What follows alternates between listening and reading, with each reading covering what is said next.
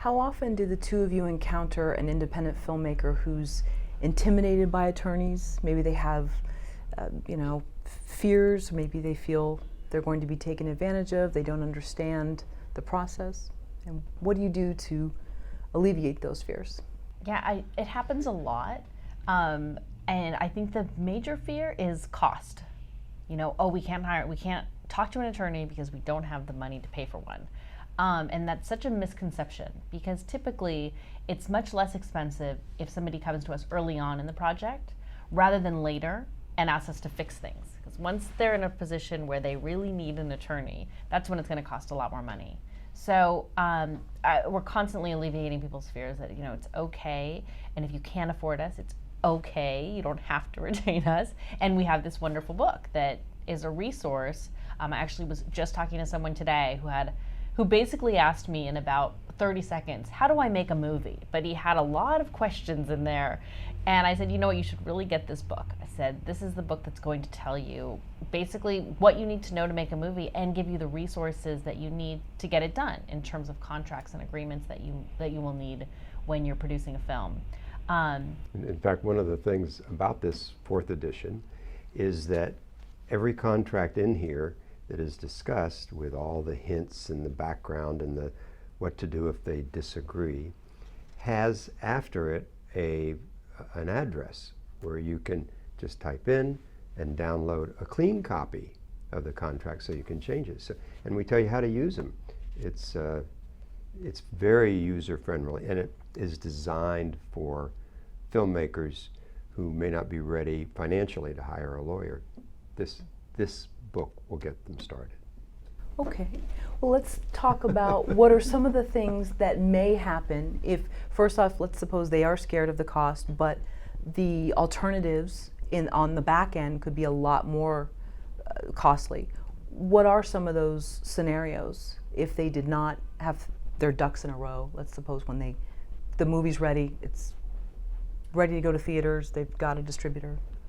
They vary, but I would say probably the most common one is not having signed agreements with people, which results in those people having a valid copyright claim over elements of the film. So many films are done, kind of on I don't know what term to use. Hold hands and walk into the sunset is what I say. Okay, thank you. And also people are just working for a day. Do I really need someone to sign an agreement if they're just working for a day? But what happens is anybody who holds a camera, anybody who has any sort of arguably creative contribution to the film, owns the copyright to that contribution unless there's a writing that says otherwise. That's where we get that work for hire language. When something's a work for hire, that means the person who's hiring them actually owns a copyright. And if you don't have that, you can have pieces of copyright floating all over the place with all these different cameramen that you've used, as an example. Or the prop person or the costume person. All these people are making contributions which are copyrightable. Certainly if you build a prop, if you design a costume.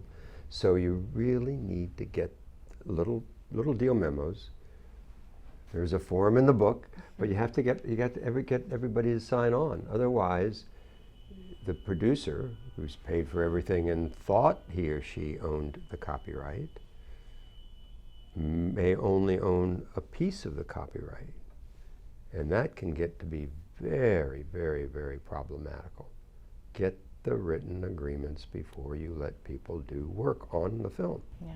And just tacking on to that, the real issue becomes delivery. So many producers don't understand what delivery is or even know what that word is, and that means when you have a film, you have to actually, if it gets sold, you actually have to deliver it to somebody, and not only the film but all the paperwork attendant to the film, because whoever's buying it wants to know that you own all the copyright, the chain of title is clear, all of these things that we describe in the book and talk about in the book.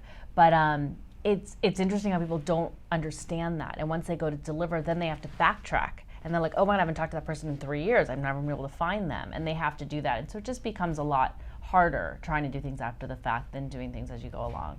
I think just as in anything else in life, same thing. So let's say I'm doing a little indie short. I'm paying for it out of my own pocket. I'm the writer, director, producer. I've hired a gentleman or woman off of Craigslist to be my camera person, and I found some actors.